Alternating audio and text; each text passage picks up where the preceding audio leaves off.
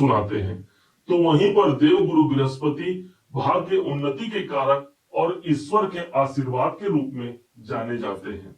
एक ऐसा पॉइंट जहां पर इन दोनों ग्रहों का एक संग इनकी एनर्जी आ जाए, इनकी शक्ति समाहित हो जाए, निश्चय जानिए वो स्थान सबसे ज्यादा प्रभावी हो जाता है और जिसे कहा जाता है डबल ट्रांजिट सिद्धांत। इसका आविष्कार स्वर्गीय राव साहब ने किया था। उनका मानना था कि जब भी डबल ट्रांजिट अर्थात शनि और गुरु का प्रभाव किसी एक स्थान पर पड़ जाए, वही समय सबसे ज्यादा अनुकूल होता है किसी इवेंट को पूरा करने के लिए। हम यहाँ पर आपको समझाने के लिए दो कलर पेन का यूज कर रहे हैं। सबसे पहला जो कलर है लाल रंग, इससे हम देव गुरु बृहस्पति के प्रभाव को हम लाल घेरे में घेरेंगे। वहीं पर शनि के प्रभावों को जानने के लिए हम नीले रंग का यूज करेंगे। जिस स्थान पर, जिस घर पर दोनों ही रंग आपको एक संग कंबाइंड रूप से दिखे, समझ जाइए कि वही स्थान सबसे ज्यादा प्रभावी है, जो चौंका देने वाला होगा शनि और गुरु के माध्यम से। क्या होगा समझिएगा। कुंभ राशि के ठीक छठे भाव पर, पंचम भाव पर देव गुरु बृहस्पति विद्यमान है, इसलिए हमने पांचवें घर को लाल घेरे में घेर दिया। इनके पास जो दृष्टि है, पांचवी दृष्टि, वो 7 नंबर की राशि भाग्य भाव पर आ रही है। जो इनकी 7वीं दृष्टि है वो इनकम के भाव पर जा रही है और जो इनकी स्वयं की एक दृष्टि है वो है 9वीं दृष्टि, वो कहीं और नहीं कुंभ राशि पर स्वयं पड़ रही है। अब शनि को जानते हैं। शनि देव की स्थिति ठीक कुंभ राशि के द्वितीय भाव पर है, इसलिए हमने यहाँ पर नीले घेरे को घेर दिया। यहाँ इनकी दृष्टि दूसरे 2 नंबर की राशि चतुर्थ भाव पर है। इनकी 7वीं दृष्टि 6 नंबर की राशि अष्टम भाव पर है और वहीं पर इनकी जो 10वीं दृष्टि है वो सीधे पड़ रही है इनकम के भाव पर। क्योंकि शनिदेव इस समय पर वक्री अवस्था पर चल रहे हैं, इसलिए इनका प्रभाव एक घर पीछे भी आ गया और इसलिए ये रहा स्वयं कुंभ राशि जहां पर शनिदेव का प्रभाव भी आ गया।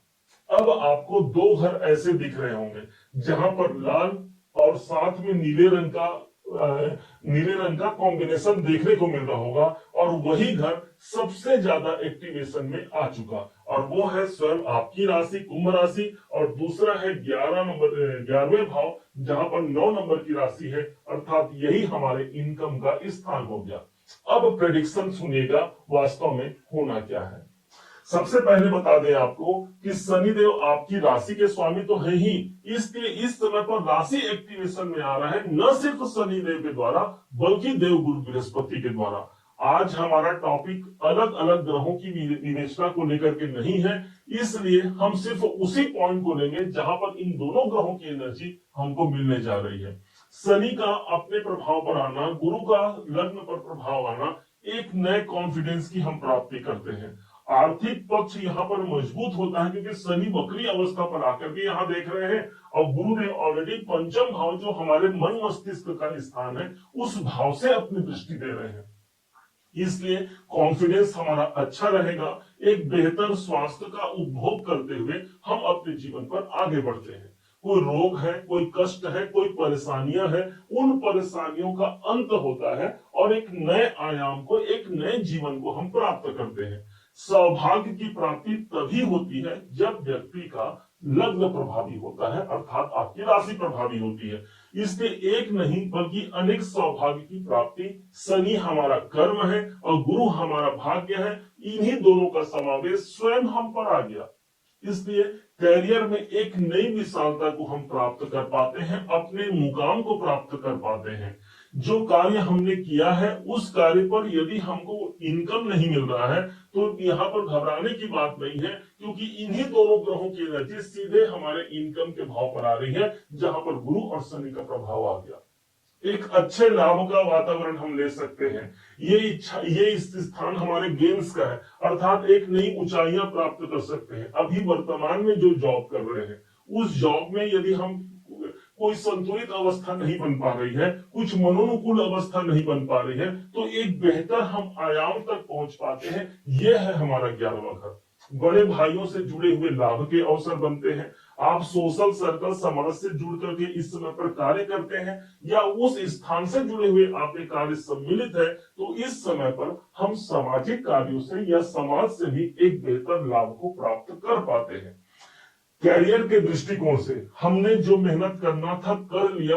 अब एक सुधार का अवसर ऑलरेडी प्रारंभ हो चुका है 13 जुलाई से, क्योंकि 13 जुलाई से शनिदेव अभी वक्री अवस्था पर चल रहे हैं और वास्तव में जब ग्रह वक्री होता है तो एक ऑडिट का काम चलता है, मतलब कर्मों का ऑडिट इस समय पर चल रहा है। अब चूंकि एक महीने बाद ठीक 13 अगस्त को गुरु भी पुनर्वसु नक्षत्र पर आ गए हैं और ऑलरेडी पहले से शनिदेव स्वयं उत्तर भाद्रपद नक्षत्र पे है। विशेष बात यह हो गई कि दोनों ग्रह अपने ही नक्षत्र पर है, इसलिए उनका जो प्रभाव मिलेगा वो सबसे ज्यादा मजबूती से मिलेगा।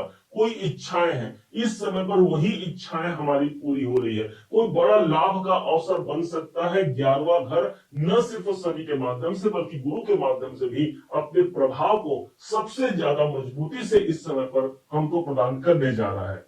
शनि का प्रभाव जैसे ही द्वितीय भाव से इनकम के भाव पर आ रहा है ना, इनकी दृष्टि आ रही है, इससे धन लाभ का एक अच्छा वातावरण देखने को मिल सकता है। अपने कुटुंब अपने परिवार के लिए जो उत्तरदायित्व हमको मिला है, न सिर्फ उस उत्तरदायित्व का हम निर्वहन करते हैं बल्कि अपने पारिवारिक जनों के लिए भी एक बेहतर कार्य होता है। कोई मांगलिक कार्य का अवसर घर पर बनता है, चाहे किसी बच्चे का जन्म हो या किसी विवाह को लेकर हो, एक मांगलिक कार्य का वातावरण घर परिवार में देखने को मिलेगा।